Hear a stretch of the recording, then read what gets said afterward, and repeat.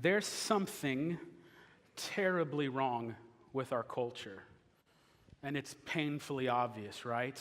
And everyone has a different idea or opinion on why this is the case. For some people, it's clearly the failing public education systems. For others, it's social media or Hollywood. Or for others, it's corrupt politicians. And certainly, all of those play a factor and a part in the decay of what's going on in our culture. But I'd like to talk to you today about something deeper than those things. And as we go deeper, I want to talk about something deeper than that thing and go deeper and deeper until we're almost at the level, and this may sound a little weird, we're almost at the unconscious level. It's like the operating system level. You know, when you interact with your phone, you are engaging the apps, but what's under the hood is the operating system. Everything is processed through that. So I'm talking like deep, unconscious operating system level. Because see, something's wrong. We are terribly sick. For 2 decades straight, Americans have become more discontent, more unhappy, more depressed, struggle with severe depression more, and we have more suicides than ever before. For 2 decades straight, suicide has gone up every single year in nearly every state. In other words, there's not a state you can go to in America where you find a little bit more happiness. We're becoming more sad, more depressed, more filled with anxiety, more suicidal. Now, what's crazy bizarre about this is as we become more unhappy, we simultaneously are becoming a people with a greater standard of living. What I mean by standard of living is the life you live is more comfortable than 99.9% of all human beings who have ever walked God's good green earth. I mean, think about your standard of living for a moment. You walk into a grocery store and in a single instance see more food than some people saw in their entire lifetime. Or think about the crazy weather control system technology you have in the space you occupy. When you're in your car, it's too hot, what do? AC. You control the weather. If it's too cold, what do? Someone turn on the heater. And what happens when it breaks? You know, you have an existential crisis meltdown. It's roasting in here. How could a good God exist in the midst of such evil? It's like immense suffering. Or what about this? When you have to relieve yourself, go poop. You go poop in this little puddle of water, and there's this handle that you push down, and it magically takes it away. You even got to deal with it. Yeah, amen to that. You know, most people had to dig a giant hole for the village, and that thing fills up with a massive poop. It smells like 100 feet in every direction. When it fills up, you got to go dig another hole. I mean, you don't do that. It just kind of magically takes care of itself. Think about it like this. You go to the bathroom in cleaner drinking water than about 2 billion people have access to. See, the standard of living has gone up and up and up, and our life has technically become more comfortable, but yet simultaneously, we're becoming more discontent, unhappy, depressed, and suicidal than any other generation before us. So it's like, what is going on? And maybe the worst part of all of this is in the midst of that sickness, we wander this life aimlessly. And what do I mean by that? We wander aimlessly. Picture a 10-story building. And on this 10-story building, there's 2 messages that are broadcasted 24/7. There's a message that's a little bit more implicit and maybe not broadcasted as loud, but it's broadcasted on the foundation of this 10-story building. And at the top of the building, there's this explicit message. It's loud. You hear it like in every single Disney movie. But these 2 messages are broadcasted in our culture 24/7. And the interesting thing is the 2 messages are actually in tension and direct conflict with each other. But we still affirm both of them. The explicit, the kind of superficial message up on the 10th floor is this. You are wonderful. You're special. You are unique. Your life has meaning and your life has purpose. You're great. Shoot for the moon, and if you fail, you'll be among the stars because there's a wonderful plan and purpose for your life. You matter. Now, that's what's broadcasted on the 10th floor. But on the foundation, there's a different message that's played. And whatever's done at the foundation controls the whole structure, right? We're talking about operating system level, unconscious level. The message that's played on the bottom floor is this: the material world is all that exists. By material world, I mean that which you can pick up with your senses, what you can see, touch, hear, taste. The material world is all that exists. You have no soul. You are not a spirit. There is no heaven. There is no hell. There is no God. There is no spiritual reality. There is no transcendent reality. There is nothing that gives ultimate meaning and purpose. You are a product of random chance, an amalgamation of particles and neurons and hormones. Your life is a product of random chance, and everything that you think actually matters doesn't matter. Things like love and romance. Romance isn't real. That doesn't give your life meaning. Romance is something that just biologically occurs to force you into some socially constructed contract between someone else so that eventually you get married and mate because you biologically need to propagate the tribe and reproduce. We'll talk more about this in a moment. We'll get some more amens. But make no mistake about it, that's not real. You're a product of random chance. Your feet wander aimlessly, without purpose and without meaning on a planet that has no ultimate purpose or meaning. So you have all these things removed, and I don't care what's said in Disney movies on the 10th floor. You're wonderful, you're special, your life matters. What's said at the foundational level is what matters. And our culture has been doing this experiment. It started roughly 200 years ago, but it's really saturating us right now. We did this experiment where we said, let's kick God out. But when you kicked God out, all of the transcendent values, ultimate meaning, ultimate purpose went with him. And so we now wander aimlessly in a universe without purpose, and we see our lives without meaning and purpose. Now, this is brand new historically. Like if you asked people back in the day, what is the meaning of life, or what's the meaning of your life, people had like answers ready to go. We're from a Christian tradition, the Protestant tradition. In 1646, the Westminster Catechism, which is kind of like a book that asks questions and gives answers that you teach people to teach them theology. You'd ask the question in that book, 1646, what is the chief end of man? And you had a ready answer. Man's chief end is to glorify God and to enjoy him forever. That type of answer is not unique to Christianity. If you would ask a Muslim this or a Jew this, religious Jew, they would point to the transcendent, something supernatural above the material world to ground meaning and purpose. If you were to ask an Egyptian thousands of years ago, he might say, to honor Ra and Pharaoh and to serve my family, but there were still these categories. These religious categories that gave your life ultimate meaning and purpose. You didn't just believe everything was random chance and nothing mattered. So this is brand new. And our people and our culture are feeling it at a deep kind of operating system level. Now, why is this so important? Because life is full of suffering. It's full of suffering.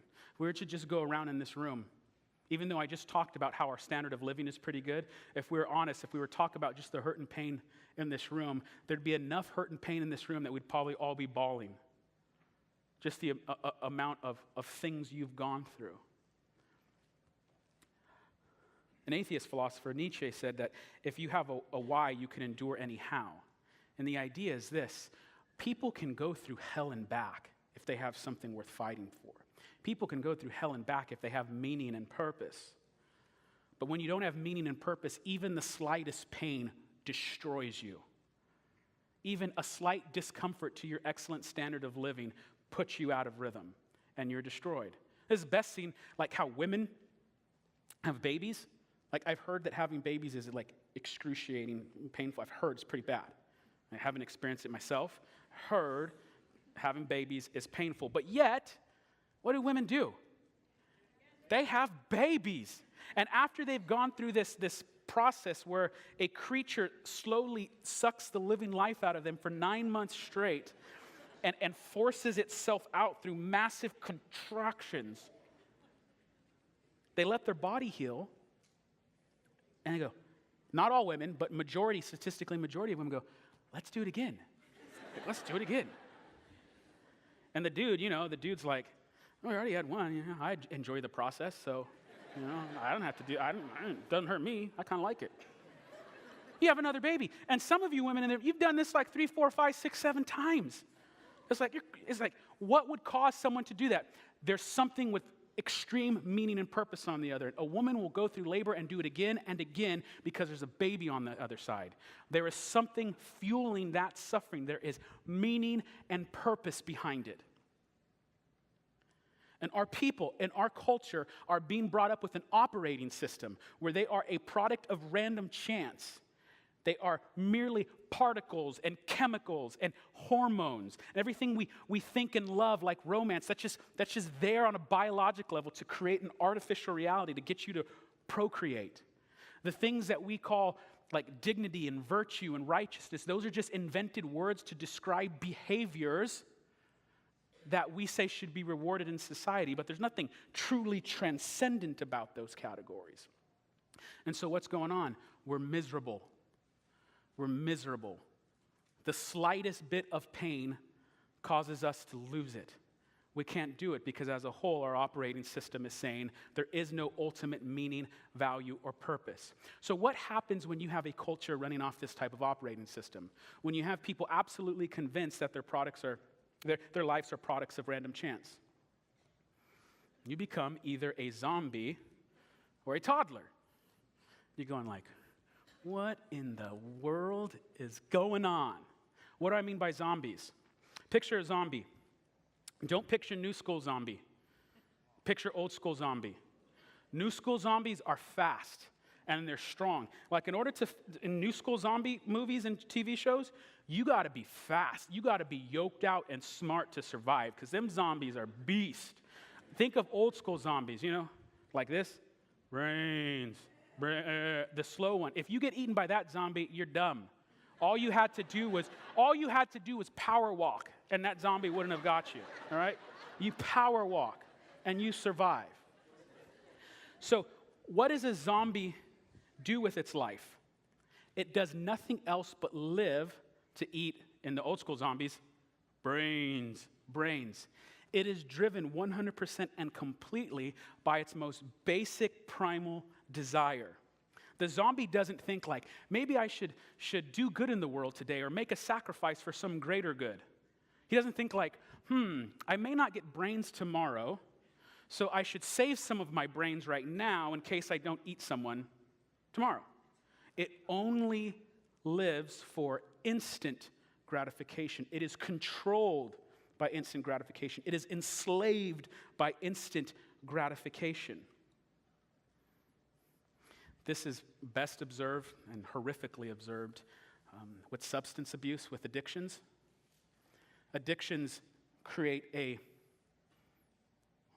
living, walking, breathing human zombie where if you've had loved ones in this, you know what I'm talking about. It's like you see who they used to be, but you go, that's not my boy, that's not my girl. And they are controlled by the most basic desire to feed for the moment, and they will only live for the next hit. And as soon as they get the next hit, they're going to live for the other one. They'll do anything to get it. And so there's like a path before us, and there's a reward for every step you take. You don't even have to work for it, but the reward is just like a piece of bread. It's nothing significant. It's nothing special. So you get rewarded for every small step you take and get instant gratification. But the road where you're rewarded with every step, slowly but surely, leads you straight to hell. There's another road where maybe you have to walk every 10 miles and you get a pork chop. But that road leads to paradise. But the zombie can't sacrifice. It's controlled by instant gratification. And what you need to understand is that the way we're being wired now in this digital age is everything is changing our brains to be driven by instant gratification. I guest spoke at Valley Christian High this week, and I asked the students to raise their hand if they've ever started writing a paper, and before they got through the first sentence, they were checking their phone to see if there was any activity on their social media. It was like every single person. Oh yeah, that's like the story. I start writing a sentence, I write 3 down, and then I'm looking for a small blip of affirmation, of instant gratification. Now let's go back to that zombie analogy. And Zach Buffum's in the back. He was on percussion on the worship team. Zach's a big Star Wars fan. He likes Star Wars a lot. But let's say we're going to pretend we're in a zombie movie, okay? And in this movie, Zach gets turned into a zombie. They get him. They bite him. And he changes into a zombie. But me and Kevin here in the front row, we love Zach. And it breaks our heart that he's a zombie. We're so sad you're a zombie. And so we're working on a cure. And Kevin is a doctor. And so he thinks he finds a cure. Now play this out like it's a movie. You're like, dude, you have a cure, Kevin. Good job. You're not dumb. This is so awesome. Like, you worked it out. What are we going to do? And then we develop a plan to, because it's old school zombies. We tackle him and rope him, tie him down, and he's brains, and he's flipping out. And then we go, dear God, we pray this works, and we give you a shot. And all of a sudden, Zach is, Isaac, is that you? Is that you, Isaac? I say, Zach, you were a zombie, but we found a cure, man. We found a cure, man. You're going to be okay. And Zach goes, I thought they got you too, Isaac. I thought I saw. I say, no, Zach. When the one grabbed your leg, I just ran away because I figured it'd be best if at least one of us survived. But then, check this out. Then all of a sudden, you think he's okay. He's like, Isaac? Isaac? And he starts to go back. The antidote didn't work. Now, Zach is consciously aware that he was a zombie and he's going back into the state. What is the last thing that character in that movie says before he completely turns back to a zombie? Kill me. Because for a brief moment, he became consciously aware of the absolute, utter meaninglessness of his life. And it's better to be dead than a zombie. And we are having people discover that all around us when they realize there is no ultimate meaning or purpose in their life. So you have a culture of zombies being driven for instant gratification on a road that leads straight to hell. There's a different type of person that arises in our culture because of this operating system. And it's a toddler. And for this, my daughter was actually here. If she's in the room, I'll change this illustration up. Okay, she's not. This is good. Because it talks about her little blankie. And little blankie is really important to her. Super important. So this is how it works. And if you had little brothers or sisters, if you had kids, you know this. When kids are like 2 or 3, they get a hold of something that gives them comfort at night, that helps them go to sleep.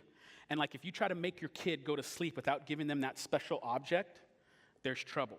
So my daughter is a little blankie. It's just a square. It's not even a great blankie. It's this dirty old. But to my daughter, it's not little blankie, first of all. It's Yito Branky. And it's okay to mispronounce words when you're little. It's cute. It's super cute. And you try to get her to go to bed without Yito Branky, there's going to be problems, man. There's going to be problems. She needs Yito Blanky. And if you say, hey, no little blankie tonight, she's crying. She's crying. Now, what's going on? My daughter has assigned meaning and value to that blanket that far outweighs its actual meaning and value. She's assigning meaning and value to little blanket that far outweighs the actual value. She can have any old blanket, but it's an assigning of meaning. We as people cannot live without those transcendent categories. We have to have meaning or purpose. Life is full of suffering, and you can't get through it unless you have something worth fighting for. For all human history, people had those categories. God, faith, religion. You had the spiritual reality. You had those categories. So what do people do in a world where those categories have been gutted from the internal logic? You begin to assign meaning to things that far outweigh the actual meaning and value. You assign religious meaning. So for my daughter, little blankie was like a life and death issue. And if you're a young parent, you know I'm not kidding. Like, you try to make that kid go to bed without little Blanky, it's life and death. It's like the world is going to end. Little Blanky has religious value. Now, in our culture, are we inventing things and assigning meaning to things that far outweighs their actual meaning and value? And do we do so in such a way that they begin to have religious meaning and value? I'll give you an easy example. Here's something with religious meaning and value. Every Sunday, a ritual takes place. You familiar with the ritual that takes place every Sunday? It follows the stars in the sky, so there's a calendar around it. There's a certain calendar, and there's a rhythm and timing that works around the year and parts of the day where we participate in this ritual. And we gather at local places. Sometimes we gather in smaller group settings, not at the actual big setting. And we raise our hands, and we cheer, and we shout. And you guys know what I'm talking about. Yeah, it's like, oh, this dude. Ooh. Now, there's nothing wrong with sports. I like sports. I'm a Laker fan. It's been a dark 10 years. It's been a dark 10 years. Nothing wrong with sports.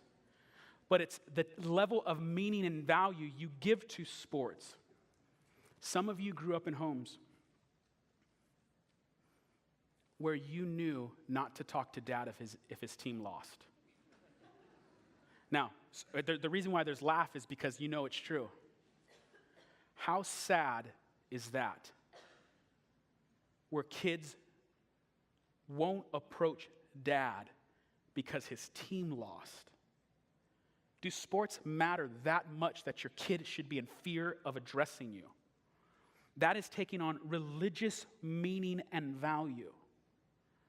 Nothing wrong with sports, but you've elevated it to a new level.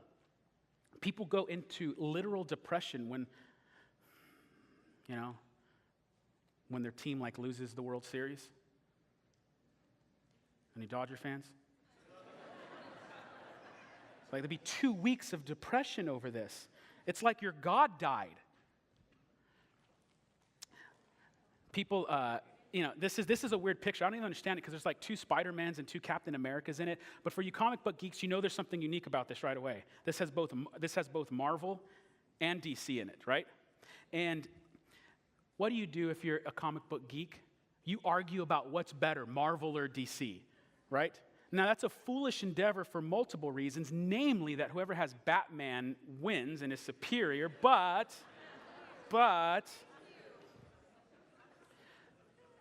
there are people who don't just argue about this a little bit. Go online and there's all-out wars about what's better.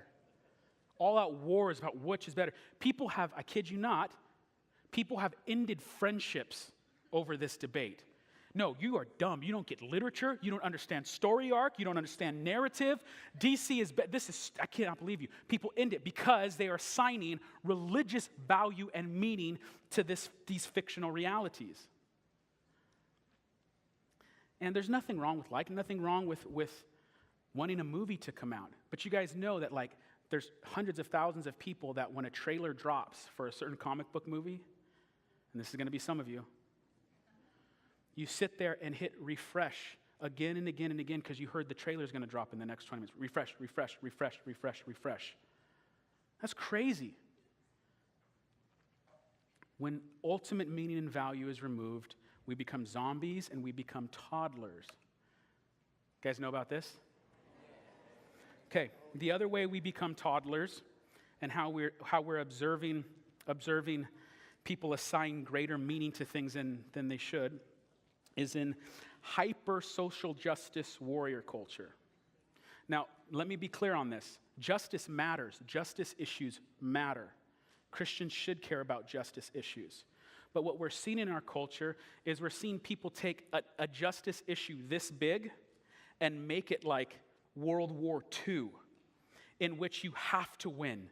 And this is what I'm living for, to change this one thing. And anyone who disagrees with you is literally Hitler.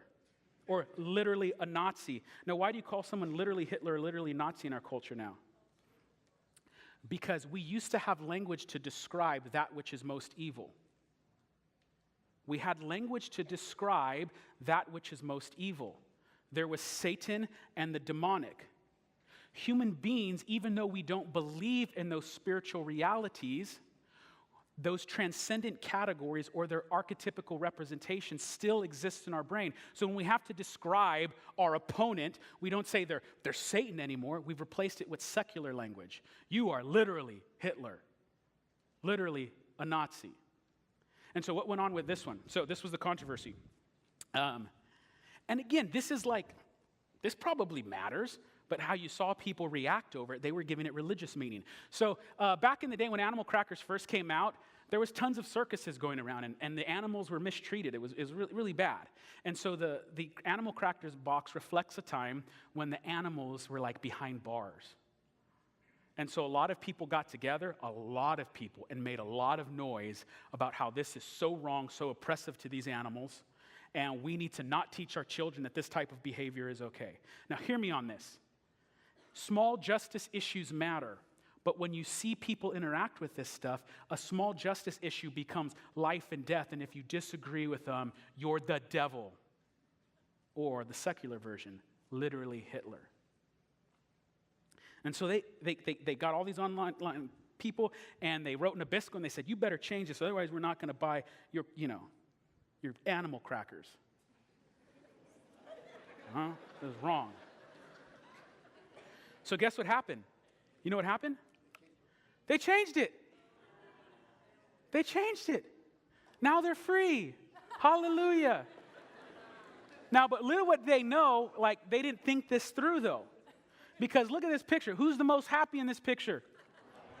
The lion. That lion's been going, for 7 decades, I've been staring that zebra down, wanting to eat him. Ooh, he's going out. So justice issues matter, but when you don't have something truly worth living for, transcendence, those things become a new religion.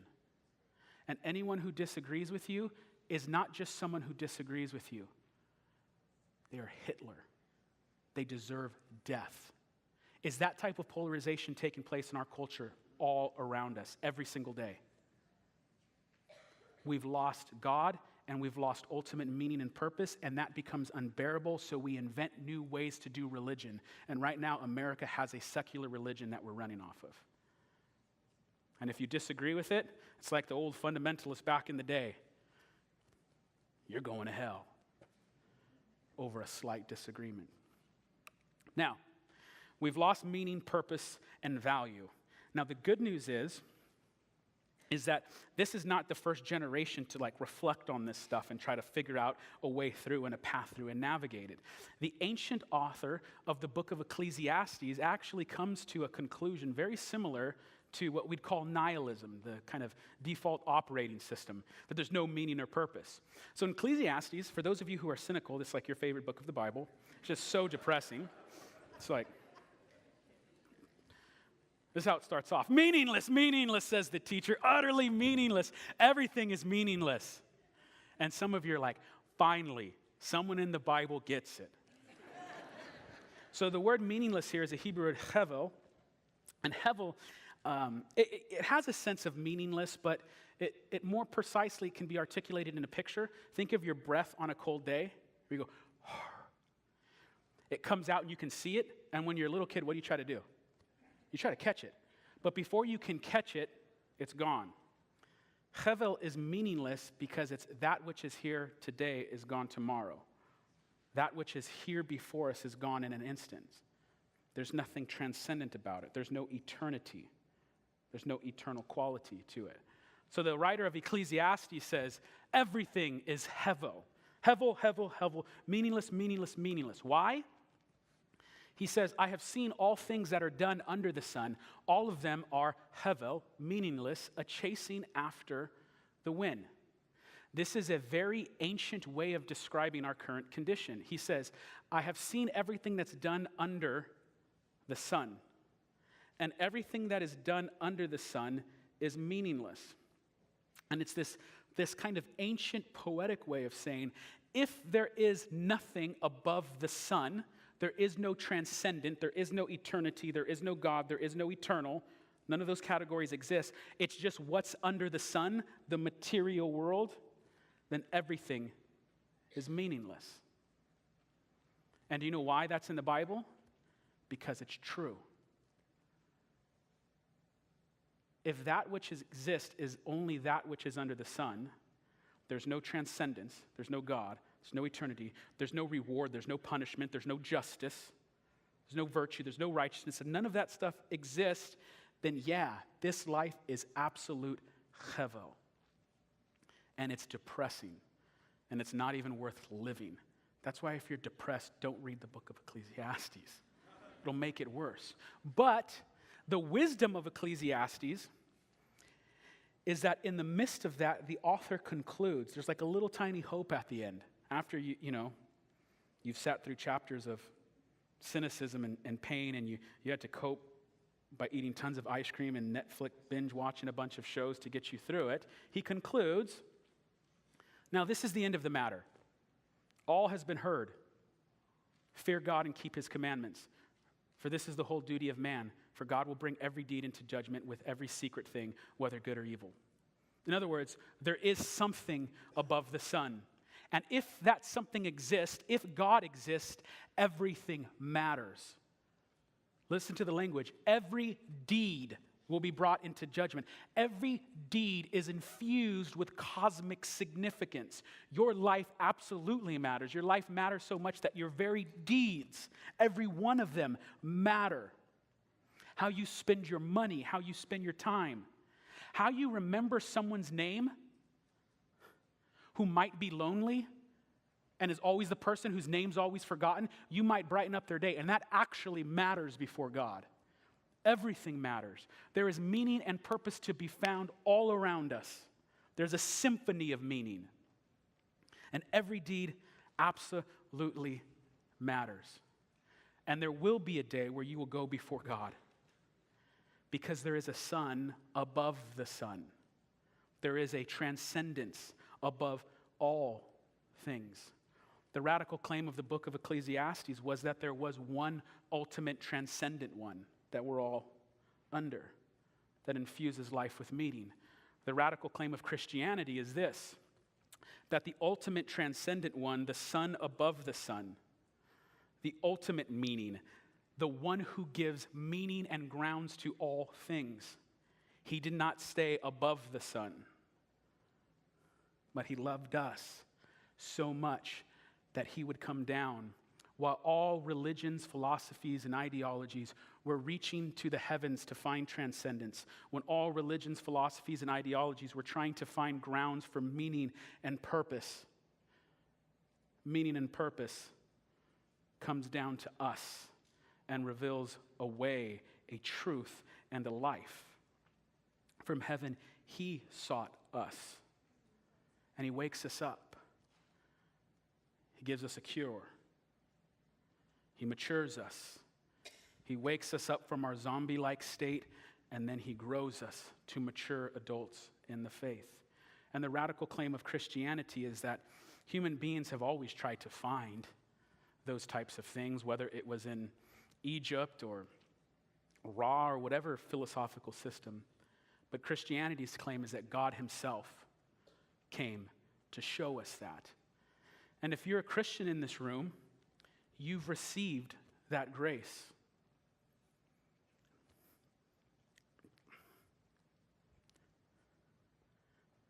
I hate when this stuff happens. Every so often I'll do it. It's a good thing. It's a good thing. You know, when you could be taking grace, be taking granted of it too much, you don't realize it. Like when God showed you grace, like I was a train wreck. Life is whack. God found me and gave me grace, made me alive, brought me to life. And then with every single passing day is growing me and maturing me. And if you're a Christian in the room, you found this grace, or better yet, grace found you and brought you to life. In Ephesians, Paul articulates it like this. He talks about the light interacting with the darkness, and he says, and this is what's happened to you. Awake, O sleeper, and arise from the dead, and Christ will shine on you. If you're a Christian, your life has meaning and purpose, and you know it, and you have fuel. But here is the problem, and this is where I want to wrap everything up with today, is that our culture is lacking that meaning and purpose. They have not received that grace. They don't know it. And if you're not a Christian in this room, thank you for being here. And you can be like, you're already anticipating like the offense. Like, is this guy saying I'm a zombie or a toddler? Yes. We all are. We all are. And it's only by God's grace that he shows us a way out of it. And I can't tell you where I'd be without the grace of God in my life. Can't tell you what he's done for me. And there's a whole room of people that can tell you of where they would be without knowing Jesus. And wherever you're at in life, talk with them. Because Jesus is here. He's real. There is a heaven. There is a hell. And these things matter. Eternity matters. Paul goes on and says this, and this will be the closing challenge. He says, look carefully then how you walk, not as unwise, but as wise, making the best use of the time, because the days are evil. Therefore, do not be foolish, but understand what the will of the Lord is. The days are evil, and make best use of your time. This whole day we've been talking about heaven and hell and how they're real realities. Dan opened the day and talked about how it used to be very common to talk about heaven and hell and needing to evangelize and telling people about Jesus. And then somehow all of a sudden we got too cool to tell people about Jesus in church culture. We became too cool to like tell our friends about Jesus. And so let me just affirm what Paul said. The days are evil and time is short. God has made you alive. How are you using your time? Are you bringing the message to Jesus who are in desperate need of it? And so Jay's going to come back up and lead us in just a short closing time where we can give friends and family members over to the Lord in prayer and ask that God would use us.